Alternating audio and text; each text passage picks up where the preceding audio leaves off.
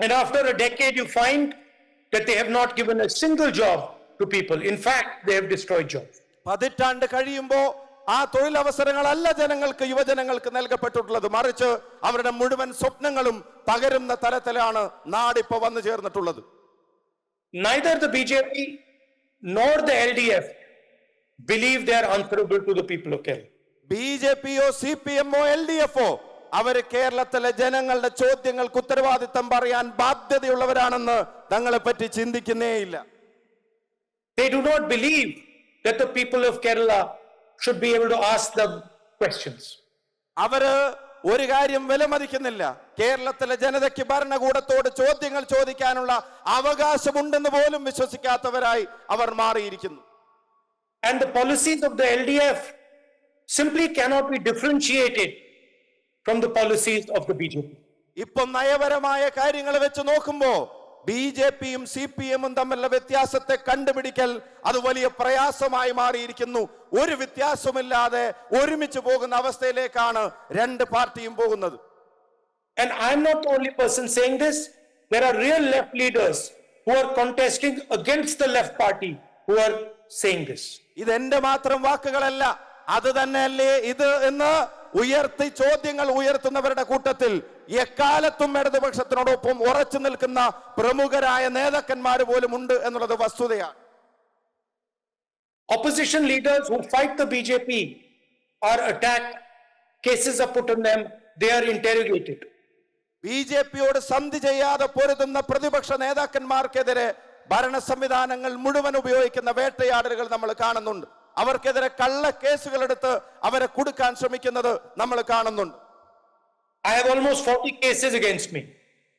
എന്റെ മേലിൽ പോലും 40-ലധികം കേസുകൾ, കള്ളക്കേസുകൾ ഇതുപോലെ ബിജെപിയോട് പോരാടുന്നതിന്റെ പേരിൽ രജിസ്റ്റർ ചെയ്യപ്പെട്ടിട്ടുണ്ട്. I have been interrogated 5 days in a row by the Enforcement Directorate. Enforcement director 5 ദിവസം ഇടതടവില്ലാതെ എന്നെ ചോദ്യം ചെയ്യാനെന്ന പേരിൽ വിളിച്ചു വരുത്തിയതും നമുക്കറിയാം. And the BJP attacks me every second of every day. കടന്നു പോകുന്ന ദിവസങ്ങളിലെ ഓരോ നിമിഷവും ബിജെപിയുടെ സകല സംവിധാനങ്ങളും എന്നെ കടന്നാക്രമിക്കാൻ ശ്രമിക്കുന്നതും നിങ്ങൾക്കറിവുള്ള കാര്യമാണ്. I want to ask the people of Kerala, why does the BJP not attack the Chief Minister of Kerala? അതുകൊണ്ട് തന്നെ കേരളത്തിലെ ജനങ്ങളോട് ഞാൻ ചോദിക്കാൻ ആഗ്രഹിക്കുന്നു, സന്ധി ചെയ്യാതെ പൊരുതുന്ന പ്രതിപക്ഷ നേതാക്കന്മാരെ ബിജെപിക്കാർ വേട്ടയാടാൻ ശ്രമിക്കുമ്പോ എന്തുകൊണ്ട് നിങ്ങളുടെ മുഖ്യമന്ത്രിയെ മാത്രം അവർ വെറുതെ വിടുന്നു എന്നുള്ളത് ചിന്തിക്കേണ്ടതാണ്.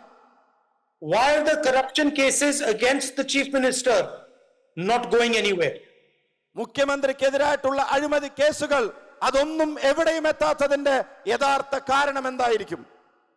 This is the best proof of collusion between the BJP and the LDF. ബിജെപിയും സിപിഎമ്മും എൽഡിഎഫും തമ്മിലുണ്ടാക്കിയ എല്ലാ ധാരണകളുടെയും ഏറ്റവും തെളിഞ്ഞ ഉദാഹരണം ഇവർ തമ്മിലുള്ള ഈ ബാന്ധവം തന്നെയാണ്. കേരളത്തിന്റെ മുഖ്യമന്ത്രിയോടുള്ള അവരുടെ സമീപനം തന്നെയാണ്. Both the BJP and the LDF promised jobs to the young people of Kerala. ബിജെപിയും എൽഡിഎഫും ഇവിടുത്തെ യുവതക്ക് തൊഴിലെന്ന വാഗ്ദാനം നൽകിയവരാണ്. Today, 1 in 3 Kerala youngsters is unemployed. പക്ഷേ കേരളത്തിലെ അഭ്യസ്ത വിദ്യരായ 3-1 ചെറുപ്പക്കാരനും ഇന്ന് തൊഴിലില്ലാതെ പ്രയാസപ്പെടുന്ന സാഹചര്യങ്ങളിലേക്ക് കാര്യങ്ങൾ മാറി മറിഞ്ഞിരിക്കുകയാണ്. There are backdoor appointments available under the LDF. ഈ ഗവൺമെന്റിന്റെ കീഴിൽ ആകെ നടക്കുന്ന നിയമനങ്ങൾ അത് പിൻവാതിൽ നിയമനങ്ങൾ മാത്രമാണ്. If you're close to the LDF leadership, if you know the Chief Minister, there is a red carpet waiting for you. നിങ്ങൾ മുഖ്യമന്ത്രിയോ മന്ത്രിമാരോ സിപിഎമ്മിന്റെ പാർട്ടി നേതാക്കന്മാരുമായി ബന്ധമുള്ളവരാണെങ്കിൽ നിങ്ങളുടെ മുമ്പിൽ ഒരു ചുവപ്പ് പരവതാനി ആ പിൻവാതിലേക്ക് നീട്ടി വിരിച്ചിട്ടുണ്ടാകും. Merit does not matter if you know someone in the LDF. യോഗ്യതയ്ക്ക് യാതൊരു അടിസ്ഥാനവുമില്ല, നിങ്ങൾ മന്ത്രി ബന്ധുക്കളോ പാർട്ടി ബന്ധുക്കളോ ആയാൽ മതി. You can be a PSC rank holder and you will not get an appointment letter. Because jobs are filled by the LDF. PSCയുടെ പരീക്ഷ എഴുതി ഉന്നതമായ rank വാങ്ങിയാൽ പോലും നിങ്ങൾക്കൊരു തൊഴിൽ ലഭിക്കുമെന്ന് ഉറപ്പില്ലാത്ത അവസ്ഥയിൽ നിങ്ങളുടെ തൊഴിലുകൾ പാർട്ടി ബന്ധുക്കൾ കവരുന്നത് കേരളത്തിലെ ചെറുപ്പക്കാർ കണ്ടു നിൽക്കേണ്ടി വരുന്നു. And instead of making you number one in employment, number one in technology, they have made you number one in drug cases in India.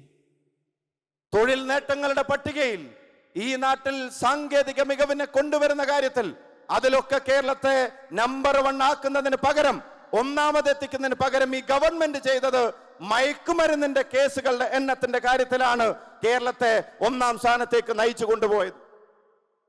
There are 8.25 lakh drug users in Kerala, including 75,000 children. ഞെട്ടിപ്പിക്കുന്ന കണക്കുകൾ പറയുന്നത് 8,25,000 പേർ ഈ കേരളത്തിന്റെ മണ്ണിൽ മയക്കുമരുന്നിന് അടിമയാണ്.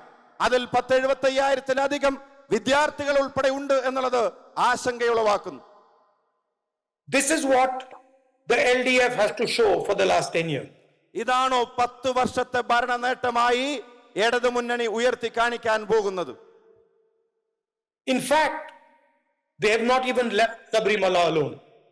പറയാതിരിക്കാൻ കഴിയില്ല, ശബരിമലയെ പോലും വെറുതെ വിടാത്തവരാണ് കേരളം ഭരിച്ചുകൊണ്ടിരിക്കുന്നത്.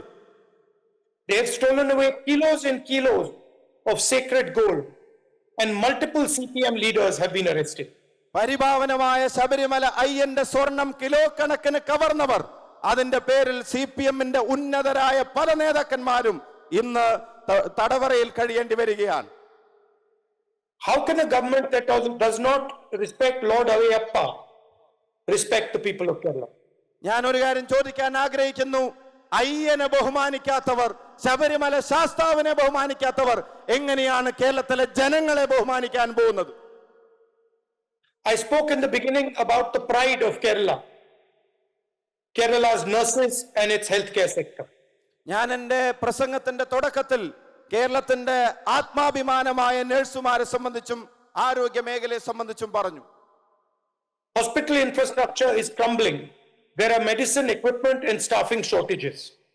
ആശുപത്രികൾ ഇന്ന് നേരിടുന്ന പ്രതിസന്ധികൾ ഗുരുതരമാണ്. മരുന്ന് കിട്ടാനില്ല, ഉപകരണങ്ങൾ തേടി അലയേണ്ടി വരുന്നു, ജീവനക്കാരുടെ ലഭ്യതയും നിങ്ങൾക്കറിയാം വലിയ പ്രതിസന്ധിയിലാകുന്നു. LDF is destroying a healthcare system that was once a global model. ഈ നാടിന്റെ ആരോഗ്യ മേഖലയെ അതിനെ ഇടതുമുന്നണി തകർക്കുന്ന കാഴ്ചയാണ് കേരളം കണ്ടു നിൽക്കേണ്ടി വരുന്നത്.